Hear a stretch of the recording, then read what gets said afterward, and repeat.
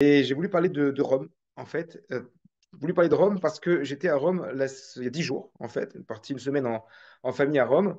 Et, et ça m'a évoqué beaucoup de choses. Alors, c'est pas la première fois que j'allais à Rome, mais c'est la première fois que je passais, en tout cas, autant de temps, puisqu'on a passé une semaine et que j'allais en famille. On a beaucoup visité, on a beaucoup regardé.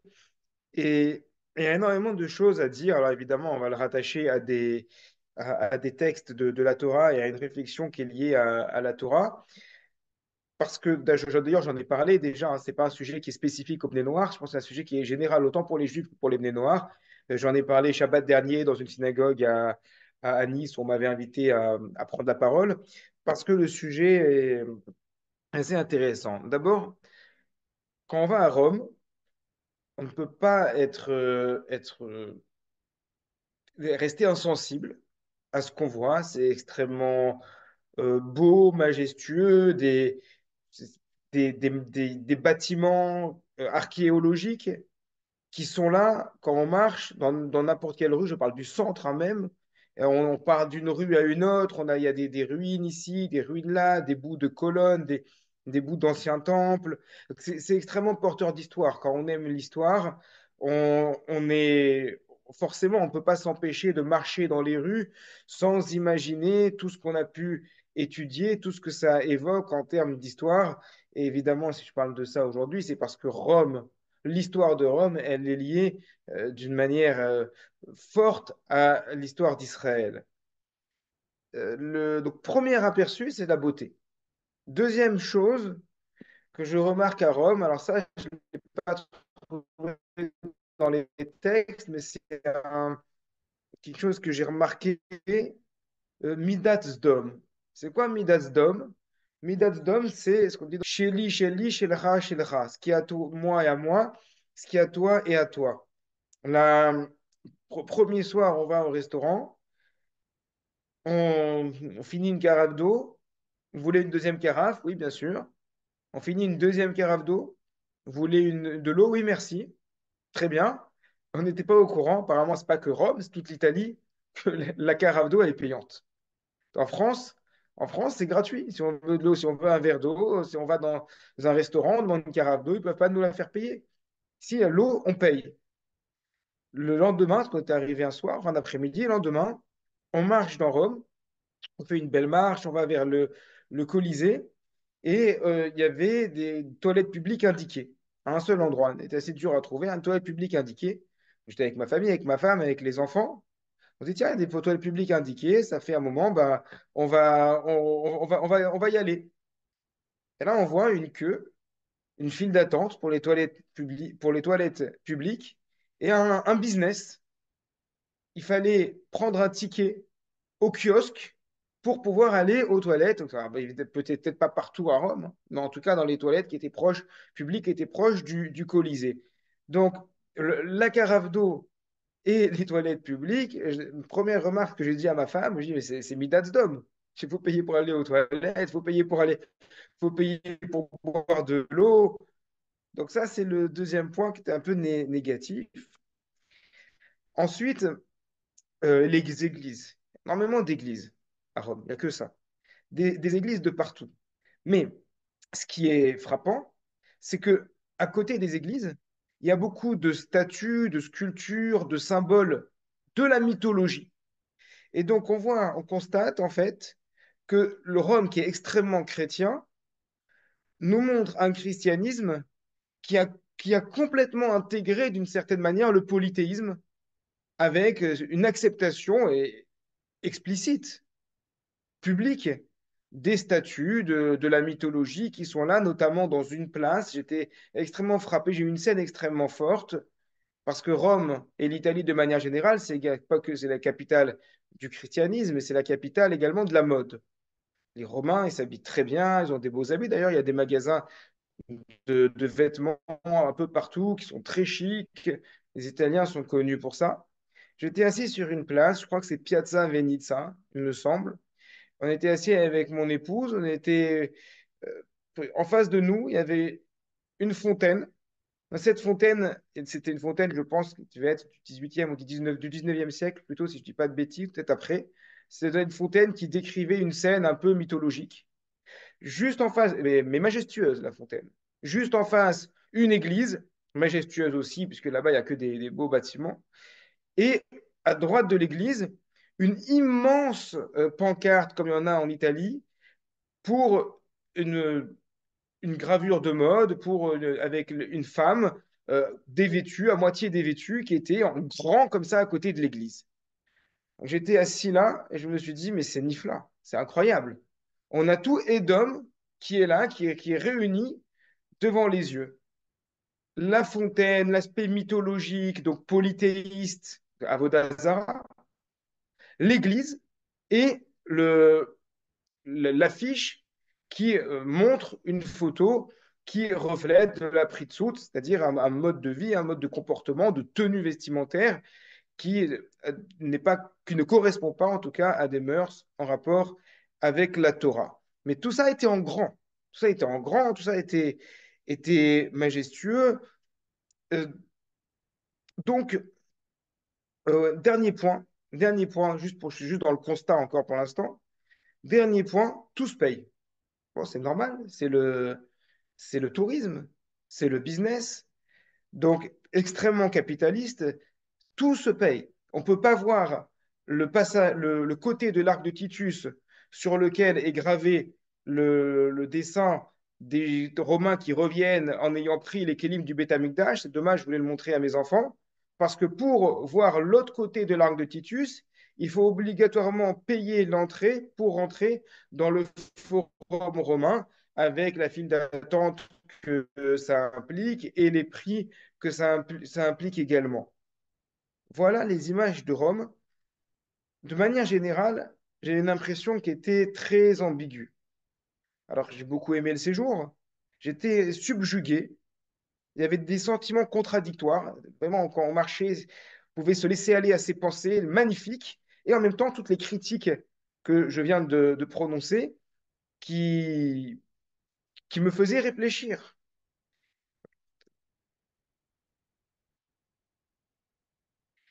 Alors, ça m'a rappelé une Gemara. Ça m'a rappelé une Gemara qui décrit ça, en fait. Elle est connue. Elle est rapportée régulièrement chaque année à l'Akba Omer.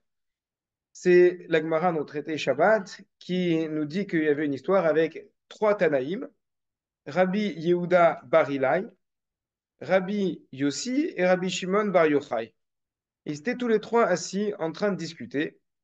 Et Rabbi Yehuda Bar Ilai, il a dit, qu'elles sont belles les actions de cette nation, en parlant de Rome. Kamanaim Maasehem Shelumazo, comme elles sont belles les actions de Rome. Ils ont mis en place des marchés, ils ont mis en place des guécharim, des ponts, ils ont mis en place des bains publics. Et on imagine, pour avoir vu les restes de ce qu'il y avait là-bas, qu'on ne parle pas de petits ponts, on ne parle pas de bains publics, on ne parle pas de douches publiques sur la plage. On parle de choses qui sont toujours majestueuses. Et Rabbi Yehuda Barila, il me raconte ça, c'est quoi? Il dit, c'est incroyable, c'est spectaculaire, c'est majestueux. Sur l'eau, on ne fait pas de bénédiction. Si, on fait une bénédiction sur l'eau, enfin pour les juifs, quand, quand on a soif. On ne fait pas de bracha quand on est en train de manger un aliment. Et quand on est quand on est en train de manger l'aliment et qu'on prend l'eau que pour faire passer le goût de l'aliment, à ce moment-là, on ne fait pas de bracha. Mais quand on a soif, on fait une bénédiction.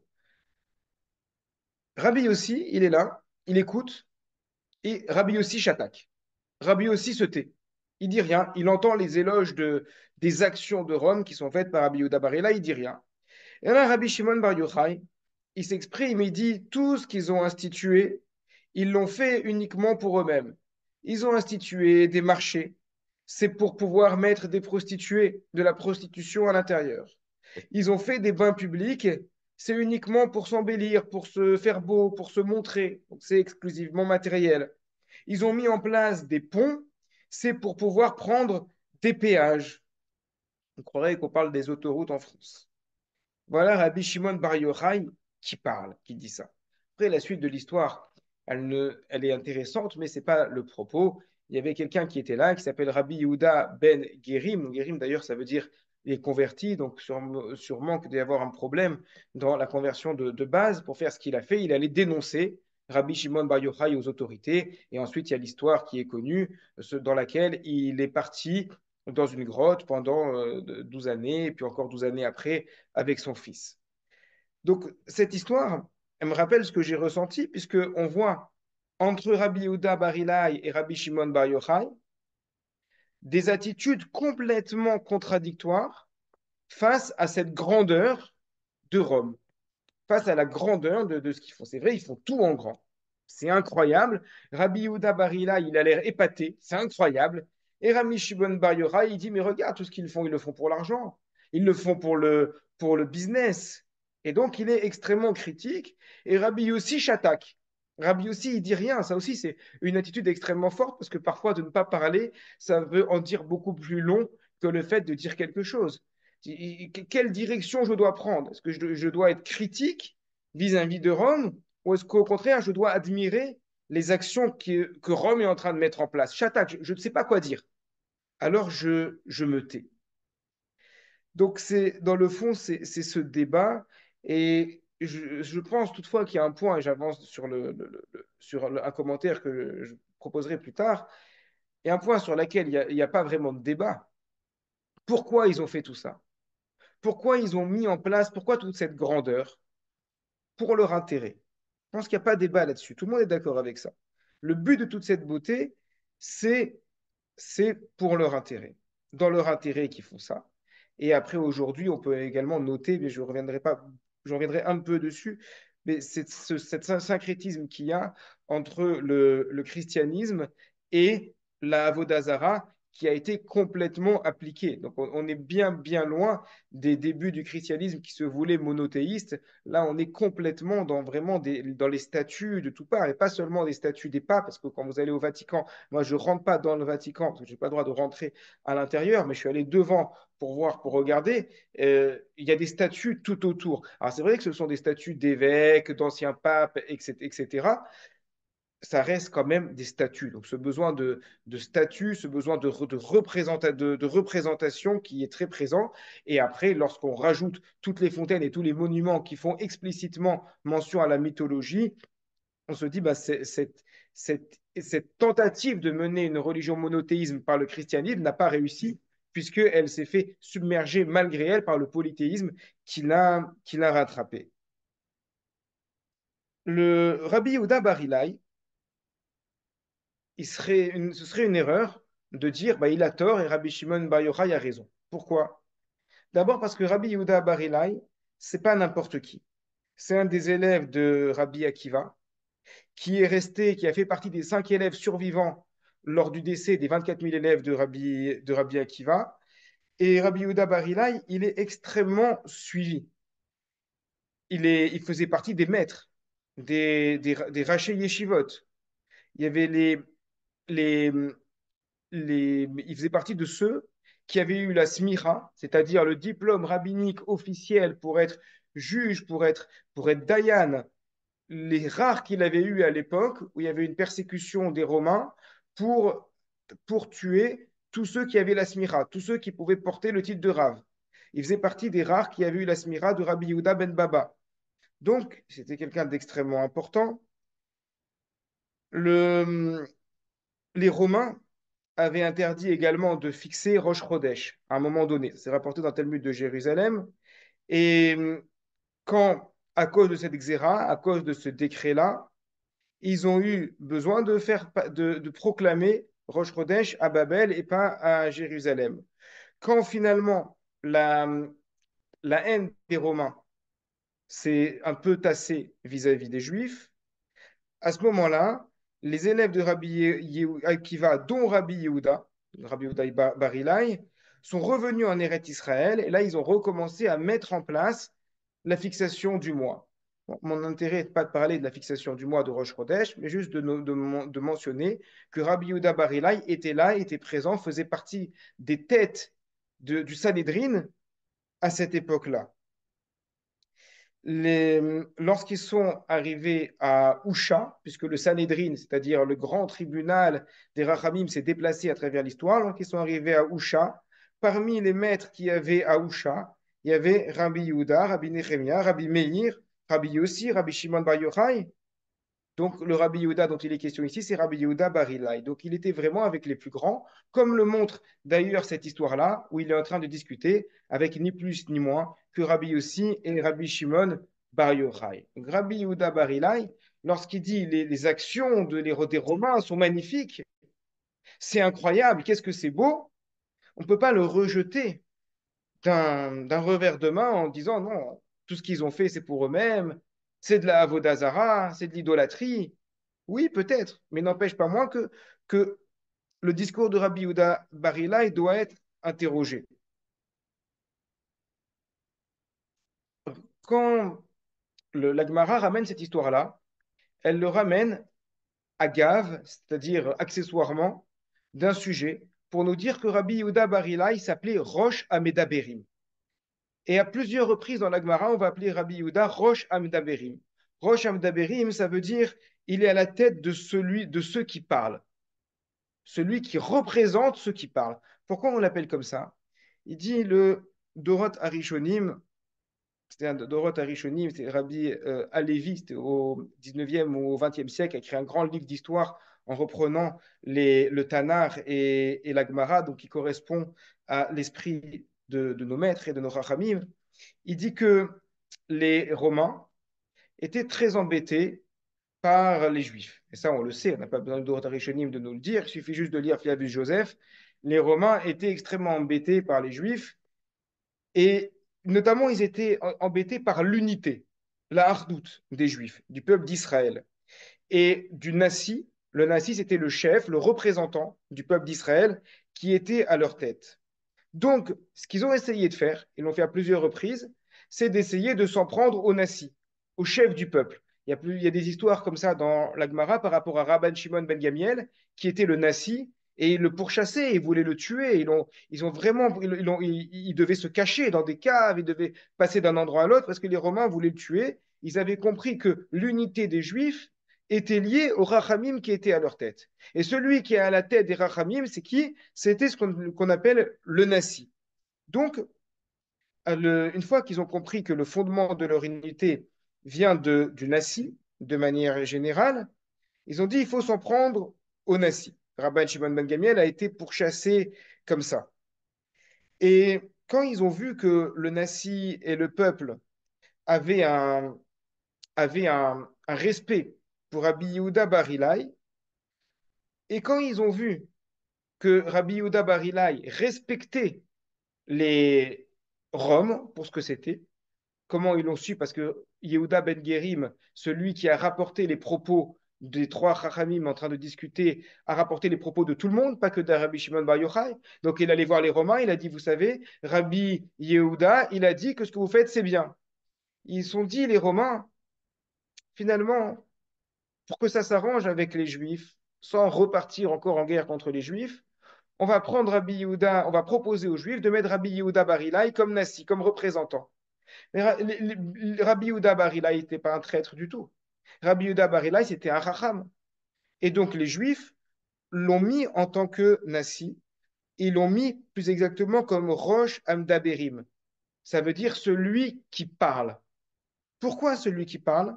Parce qu'il peut se mettre à la tête de la yeshiva et il va parler. À qui il va parler? Il va parler à la fois aux Juifs et il va parler à la fois aux Romains.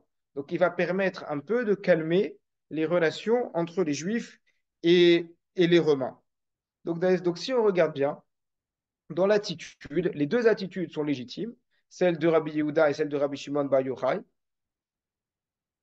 mais celle qui a amené finalement une bracha aux Juifs, en tout cas une accalmie ponctuelle, puisque les accalmies sont toujours ponctuelles, c'est Rabbi Yehuda Bar Ilai. Alors, on pourrait se dire à partir de là, très bien, donc peut-être que la réponse pourquoi Rabbi Yehuda Bar Ilai a loué les actes des Romains est simple, bah, c'est parce qu'il voulait faire le shalom. Peut-être tout simplement qu'il voulait éviter les problèmes. comme font aujourd'hui les grands rabbins en Galoute, dans la diaspora, qui ont toujours des bonnes relations avec le gouvernement. Vous avez vu récemment à la télé, on avait vu l'allumage, j'ai pas la télé à la maison, mais aujourd'hui avec les réseaux sociaux, c'est pire que la télé.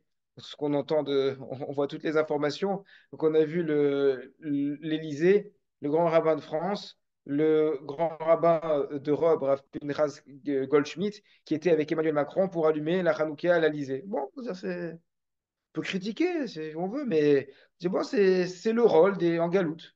C'est de garder des bonnes relations avec les pouvoirs. Ah, peut-être que c'est ça, Rabbi Yehuda Bar Ilai. Non, c'est beaucoup plus que ça. Rabbi Yehuda, c'est pas juste quelqu'un qui va faire de la politique. C'est pas juste quelqu'un qui va dire, bon, on va avoir des bonnes relations, donc je vais dire du bien sur Rome parce que je le pense pas. Et c'est pas du tout le derrière, le chemin que vont prendre les Mefarshim, les commentateurs du Talmud. Parce que cette question, elle est posée par les commentateurs. J'ai noté plusieurs, au moins trois maîtres, donc je vais vous citer, au moins trois, mais on pourrait en trouver plus, je pense, qui ont soulevé cette question-là. La vraie question est sur Rabbi Yehuda Bar Ilai. Rabbi Shimon Bar Yochai, il n'y a pas de question sur lui. Ce qu'il dit, c'est évident. Bien entendu que tout ce qu'ils ont fait, les Romains, c'est pour eux. Bien entendu qu'il y avait un intérêt. Bien entendu que c'est pas l'ishma. Pourquoi bien entendu? Parce que la Gemara, elle le dit explicitement ailleurs. Au début du traité Avodah on raconte qu'à la fin des temps, lorsque Mashiach va arriver, alors je précise, entre parenthèses, ces passages-là, c'est jamais à prendre au pied de la lettre. C'est une manière qu'ont les Rachamim de s'exprimer pour développer une idée. Donc je reprends, au moment où Mashiach va arriver, les nations vont venir devant lui. Et chacune va essayer de se justifier. Rome va arriver et Akadosh Baruch Hu va demander à Rome, qu'est-ce que vous avez fait pour les Juifs? Qu'est-ce que vous avez fait pour Israël? Et là, c'est Rome ou le malach de Rome qui répond directement pour Israël. On a fait en sorte qu'ils puissent avoir des bains publics pour pouvoir se laver, se préparer le vendredi pour le Shabbat. On a fait en sorte qu'ils puissent avoir des ponts pour pouvoir passer plus facilement d'un endroit à un autre pour aller étudier la Torah. On a fait en sorte qu'ils aient des marchés pour pouvoir trouver tous les aliments dont ils ont besoin. Comme ça, ils n'ont pas à perdre de temps. Ils peuvent étudier, ils peuvent pratiquer les mitzvot tranquillement. Et là, Kadosh Baruch Hu répond lui-même à Rome, vous êtes des chakranim, vous êtes des menteurs. C'est pas vrai. Tout ce que vous avez fait, vous l'avez pas fait pour Israël, vous l'avez fait pour vous-même. Donc, dans l'absolu, c'est évident que Rabbi Shimon Bar Yochai, il a raison. Il n'y a pas de question sur Rabbi Shimon Bar Yochai. Bien entendu que Rome, ils l'ont fait pour eux-mêmes. Je veux dire que quand on voit aujourd'hui, d'ailleurs, quand on y va, c'est vrai, on se dit, mais tout ça, c'est magnifique. Mais quand on voit ce que ça rapporte en termes financiers, bien entendu. Après, peut-être qu'il ne faut pas le critiquer. Bon, c'est comme ça.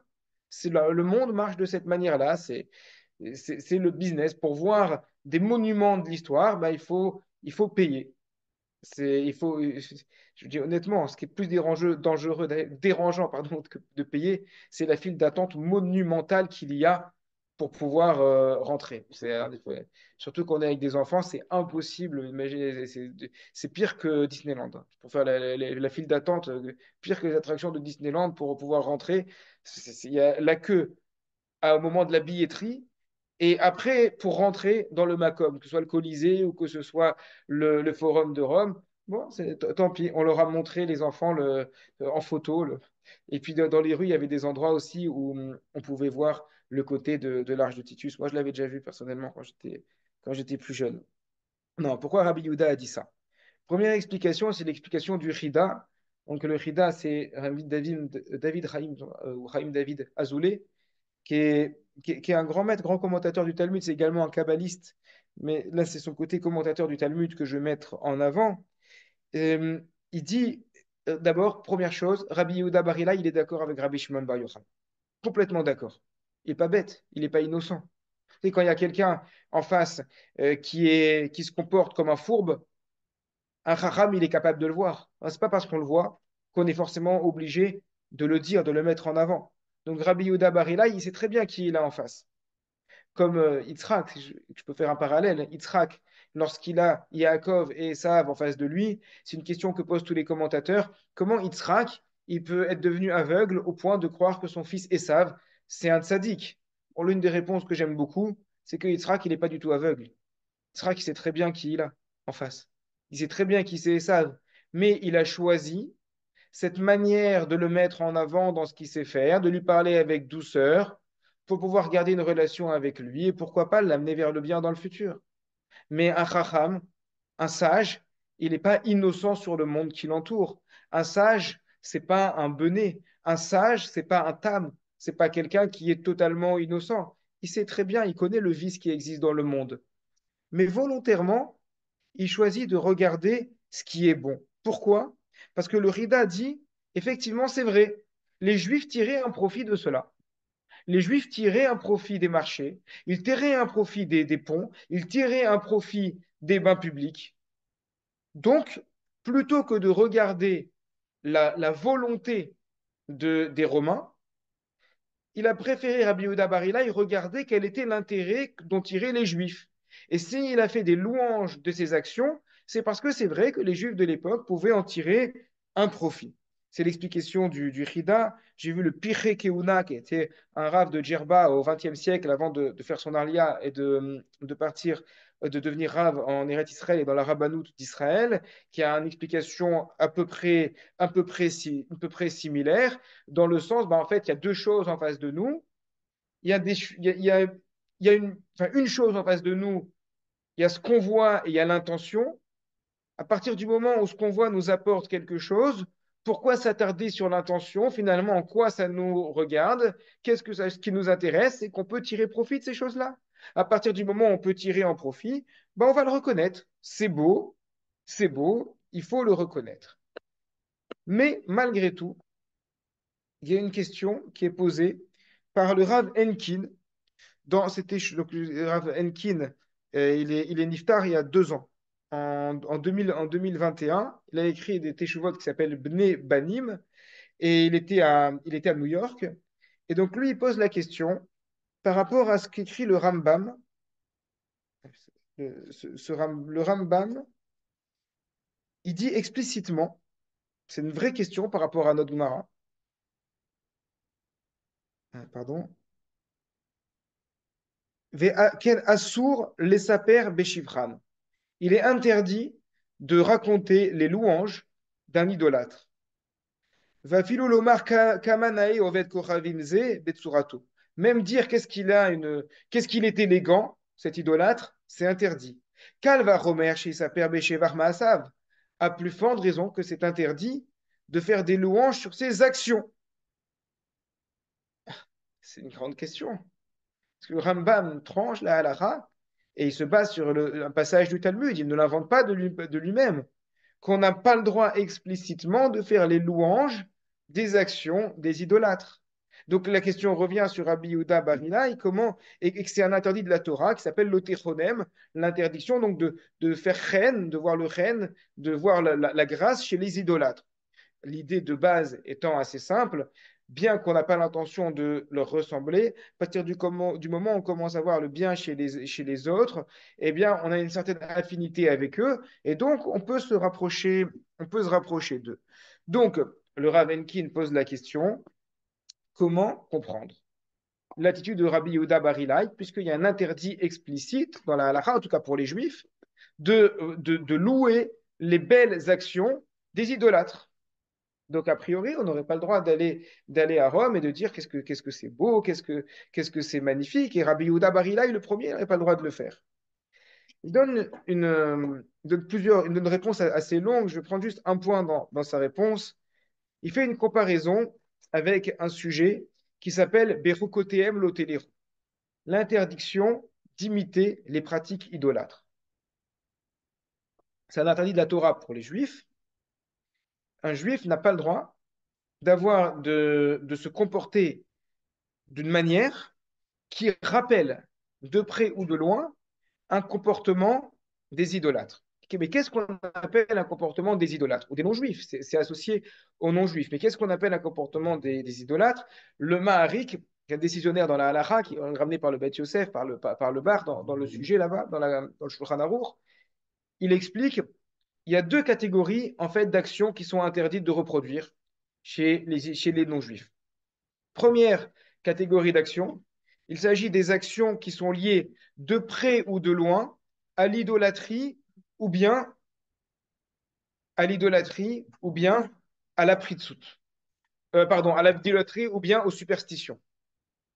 La deuxième catégorie qu'il est interdit d'imiter, ce sont les actions qui sont liées à la pritzout. La pritzout, c'est la débauche. Prends l'exemple, par exemple, de s'habiller tout en rouge ou de s'habiller d'une manière débauchée, parce que les non-juifs le font, c'est l'interdit de Birou Kotéem. Très bien. Ce qui m'intéresse, c'est la première. Je vous donne un exemple très concret. Un juif, il n'a pas le droit de prendre une galette des rois. Galette des rois, c'est Berukotem, parce que la base de la galette des rois, avec cette histoire de fèves, etc., c'est lié d'une manière lointaine à la religion chrétienne. Un juif, il n'a pas le droit de fêter Noël, un juif, il n'a pas le droit de faire la fête du Nouvel An aussi, parce que la dernière fois, quelqu'un qui est en conversion qui m'a posé la question, dit, je comprends Noël, mais je ne comprends pas la fête du Nouvel An. Quel est le problème d'ouvrir une petite bouteille de champagne et de faire la fête? Le problème, c'est que le nouvel an, c'est à la base, il faut voir à quoi ça représente, qu'est-ce que ça représente à la base. Ça représente dans les calendriers d'il y a des dizaines d'années, c'était écrit la circoncision de Jésus. Donc, oui, bah, c'est normal qu'un juif ne fête pas ça. Normal qu'un juif il s'éloigne de ça. En revanche, dit le Maharik, il y a beaucoup de pratiques des non-juifs qui les permis d'imiter si elles sont bonnes. Il prend un exemple concret, les médecins, on peut parler des avocats également, qui mettent une robe. Aujourd'hui, c'est surtout les avocats qui mettent une robe.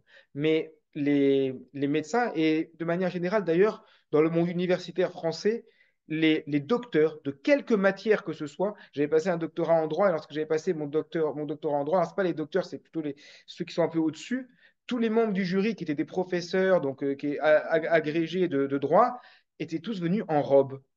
Donc, c'est la robe du maître. Et il dit le Maharik, la robe du maître, que ce soit le médecin, que ce soit l'avocat, ça c'est quelque chose de totalement permis pour un juif de la mettre. Pourquoi? Parce que ça rappelle la raison de base de cette institution est une raison qui est noble. C'est de mettre en avant le savoir. Et c'est bien de mettre en avant le savoir. D'ailleurs, on fait pareil. Les grands, les gdolim, les grands de la Torah, si vous remarquez bien, lorsqu'ils sortent en public, ils ont un habit différent de d'habitude. Rav Ovadia Yosef, Zatzal, quand il faisait des apparitions en public, il avait des habits majestueux. Majestueux. Donc, c'est-à-dire que quelqu'un qui met un habit qui montre la chorma, montre la sagesse, c'est quelque chose de positif. Et même si les non-juifs ont mis cette pratique en avant, on a le droit de faire comme eux dans ce point-là. Donc, le Rav Enkin dit c'est exactement la même chose ici. Quand le Rambam dit qu'il est interdit de louer les actions des idolâtres, il s'agit des actions qui vont être liées directement à l'idolâtrie. Mais quand ce sont des actions qui ne sont pas louées directement à l'idolâtrie et qui apportent quelque chose de beau, par exemple sur le plan de l'architecture, l'art, c'est quelque chose de positif. L'art, ça apaise l'âme. Et effectivement, autant le fait de marcher à la montagne avec des beaux paysages, c'est quelque chose qui rend serein, qui apaise. Autant le fait, effectivement, de marcher, ça je l'ai vécu il y a 10 jours, de marcher dans un musée à ciel ouvert parmi des colonnes, comme ça, c'est vrai que c'est quelque chose qui apaise. Ça fait bien. Donc, quand ces choses-là peuvent apporter et sont cette fois-ci dissociées de leur aspect avodazara, à ce moment-là, peut-être, dit le Rav Enkin, que c'est permis de les louer. Et c'est pour ça que Rabbi Yehuda Bar Ilai aurait pu le faire, ils auraient pu le louer. Donc, on, on peut dire en conclusion qu'il y a un mot qui revient, c'est la Akirat Atov, la reconnaissance. On doit d'un côté faire une subtile différence, et là ça va concerner autant les juifs que les bnei noirs. Dans la vie de tous les jours, dans ce qu'on regarde, mais également vis-à-vis de Rome, de ce que Rome a apporté au monde, d'un côté on doit prendre une distance qui est certaine, d'un autre côté il serait malvenu également de couper, de refuser toute reconnaissance. Aujourd'hui, on vit avec la culture romaine, ne serait-ce que dans le droit. Le droit français, le droit européen est fortement inspiré du droit romain. Pas que, mais beaucoup du droit romain. Donc il y a énormément de choses dans notre culture, dans la civilisation dans laquelle on est, dont on profite nous-mêmes et qu'il serait malvenu de rejeter complètement en s'enfermant dans une bulle en se disant je ne veux pas rien avoir à faire avec ça. D'un autre côté, il faut rester conscient, complètement conscient du fond. Il ne faut pas faire comme si c'était normal. C'est pas normal. Lorsqu'on passe devant des statues, c'est pas normal. Lorsque on met en avant autant de choses comme ça, lorsqu'il y a un mélange entre les statues et la prie de soute, c'est quelque chose qui est pas normal. Donc il faut bien savoir faire la part de choses entre les deux. Rome, c'est à la fois ce symbole de la sophistication, de, c'est ça le terme d'ailleurs qui revient vraiment, c'est sophistiqué. C'est extrêmement sophistiqué, mais en même temps, derrière, euh, c'est sophistiqué, c'est beau, ça nous sert, mais le fond, on sait très bien qu'il est mauvais. Je vais prendre un exemple concret pour appuyer cette idée-là. Lorsqu'on arrive à Purim, il y a une phrase qu'on dit qui s'appelle Baruch Mordechai, Aruch Aman, et à un moment on dit Vegam Charbona Zarur Letov. Et Charbona aussi, qui soit béni pour le bien. Qui c'est Charbona? Charbona, c'était une sorte de général ou d'officier d'Achashverosh.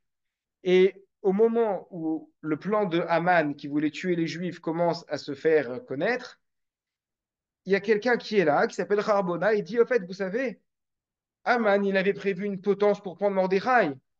Eh bien, elle est juste là. Et à ce moment-là, Achashverosh, il prend la potence et il tue Haman. Et comme Haman, c'était celui qui allait massacrer, qui voulait massacrer tous les Juifs, à partir de là, on dit Baruch, Gam Baruch, Vegam Rarbona Zaroletov. Mais on dit Vegam Rarbona. C'est pourquoi on dit Vegam et aussi Rarbona. Ça veut dire, en vérité, on sait très bien que Rarbona, il n'avait pas du tout l'intention de faire du bien aux Juifs. Rarbona, c'était juste un homme politique, c'était un idolâtre comme les autres, qui pensait que à lui-même. Et il se disait, ben, en donnant une information qui va plaire au roi, je vais me faire mousser, ça va peut-être me permettre d'avoir une promotion. Mais malgré tout, grâce à lui, Aman a pu être tué sur le champ. Peut-être que le lendemain, Achashverosh aurait changé d'avis. Donc on dit Vegam Charbona Zarur Letov, ça veut dire on sait très bien que son intention, elle était mauvaise. Mais, mais quand même, on est capable d'avoir cet Akirat Atov, de reconnaître cette chose-là. Donc quand je suis rentré à Nice, je peux vous assurer que ce chiour-là, voilà, je le fais en détail, je détaille vraiment. J'en ai parlé à tout le monde.